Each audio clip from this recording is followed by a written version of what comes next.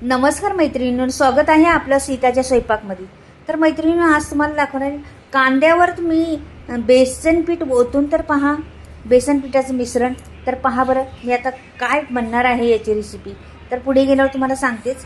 एवढी सपाट वाटी घेतलेली आहे मी बेसन पीठ. आता हे बेसन पीठ घेतलं वाटीमध्ये, याला आपल्याला मिश्रण करायचे, बेसन पिठाचं घोळ बनवायचं, म्हणजे बेटर बनवायचे आपल्याला. तर मी आता याच्यामध्ये टाकणार आहे, हळद टाकलेली आहे. आणि पाहता काय करते पुढे. तर आपण ती वाटी भरून घेतलं होतं ना बेसन पीठ, एवढंच घेतलं होतं बघा. पाणी घेतलं ना, एवढंच पाणी टाकायचं त्याच्यामध्ये.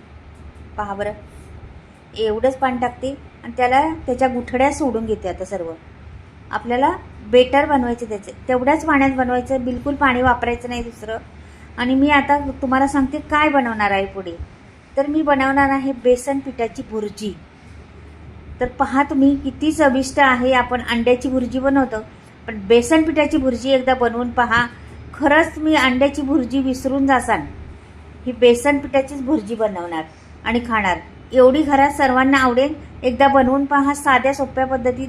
चला, भाजीला काय नाही टेन्शन आलं आणि काहीतरी वेगळं बनवायचं आपल्याला, वेगळं कधीच नसून खाल्लेलं ते. तर अशी एक बेसन पिठाची भुर्जी बनवून पहा. तर पाहता मी आता इथे घेतलेली आहे 1 चमचावर नाही 2 चमचे तेल घेते. हे बघा, तेल पण जास्त वापरायचं नाही किंवा काय नाही, एवढंच पुरेसं आहे आपल्याला तेल. 2 चमचे तेल घेतलेलं आहे.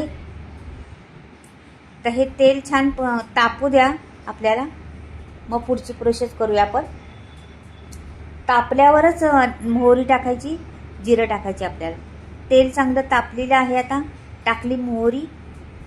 मोहरी बी आता फुलत चाललेली आहे. लगेचच आपल्याला जिरं टाकायचे, 1 चमचा टाकायचे, जास्त नाही. हे बघा, आता हे दोन्ही पण फुललेलं आहे ना मस्त. बघा, तर वाजतंय, त्याच्यामुळं छान फुलले.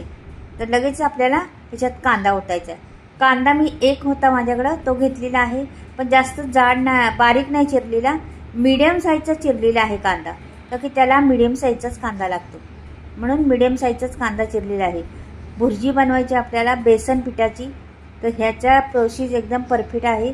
अशाच पद्धतीने करा तुम्ही. तुमची भुर्जी काय, तुमची अंड्याची भुर्जी विसरून जासाल अशी भुर्जी होणार आहे. पहा तुम्ही, जे नसन खात ना अंडी, त्यांनी ही पद्धत खा, खूप टेस्टी. बेसन पिठाची भुर्जी. तर ह्याला जरासंच आपल्याला काढलं हे करायचे, जास्त करायचं नाही. म्हणजे बारीक गॅस ठेवलेला आहे, पण जास्त काळं करायचं नाही, की फक्त थोडं ट्रान्सफर होऊन द्यायचं आहे. नंतर आपल्याला इथे बघा मिरच्या टाकलेल्या आहेत कापून, जराशा 2-3 मिरच्या होत्या, 2च आहेत. 2 मिरच्या टाकलेल्या आहेत. त्या जराशा हलवून घेते, थोड्या टाकते कापून. आपल्याला पुढे पण अजून टाकायचे बघा.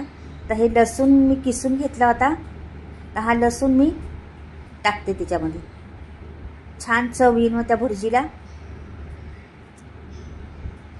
लसणाने छान चव येते, सुगंध छान सुटतो.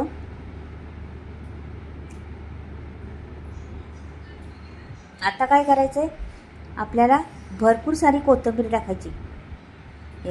भरपूर सारी कोथिंबीर टाकते. तुमच्याकडे कढीपत्ता असला तर तो पण तुकडे करून टाकू शकता, छोटे छोटे तुकडे करायचे त्याची आणि तो टाकू शकता. तर मी नाही टाकला आज.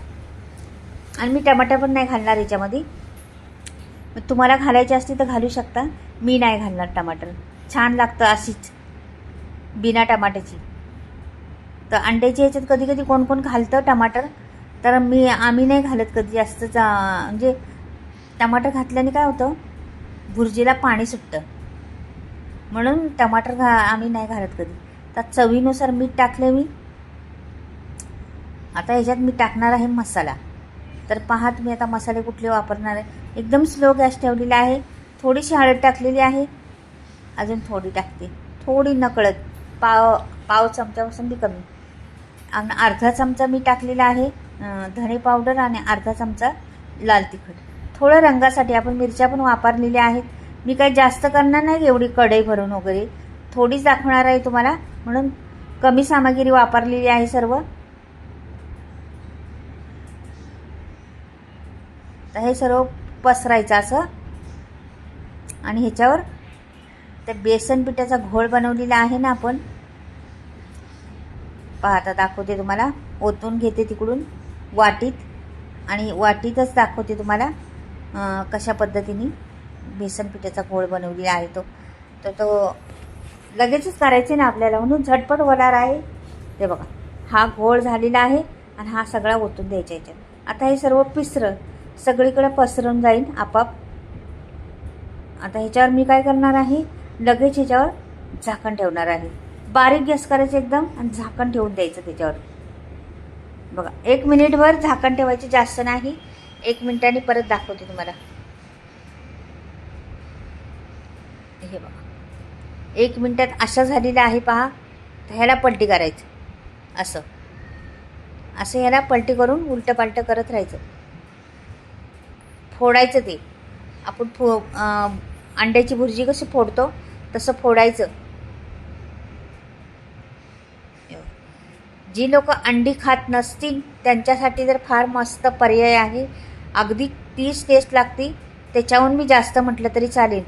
एकदा बनवून पहा ही भुर्जी, खूप अप्रतिम टेस्ट येते त्याला. चपातीबरोबर किंवा तोंडी लावण्यासाठी फार उत्तम आहे.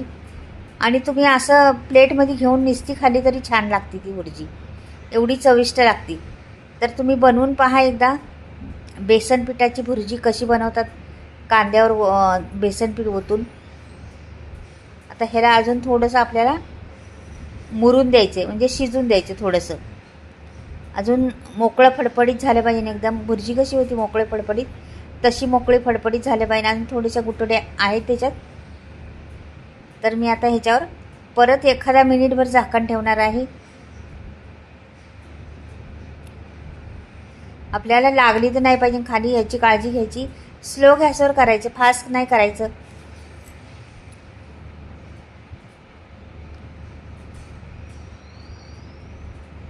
हे काढून घेते सर्व आणि ह्याच्यावर एखादा मिनिटभर अजून झाकण ठेवते, म्हणजे आणखीन मोकळी होणार, मस्त फडफडीत होईल मोकळी. तर पहा आता काढून बघते. हे बघा वाफ पण धरलेली आहे आणि मोकळी फडफडीत झालेली आहे. पहा एकदम मस्त झालेली आहे आणि सुगंध बी छान सुटलेला आहे त्याचा. पहा बरं मोकळी फडफडीत आहे का नाही एकदम, आणि ते शिजलेलं आहे सर्व. आता मी तुम्हाला वाटीत एका काढून दाखवते. साध्या सोप्या पद्धतीत न टमाटा वापरता बनवलेली आहे ही भुर्जी. तर नक्कीच पहा.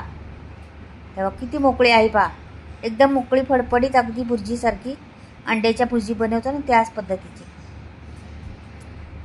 पण टेस्ट याला जास्त येते, खूप टेस्ट आहे याला. आता ह्याला मी कोथिंबीर नाही वापरणार किंवा काहीच नाही, थोडा एखादा पुदिन्याचा पान ठेवणार आहे. छान दिसतं पण आणि सुगंध पण छान येतो त्याचा पुदिन्याचा.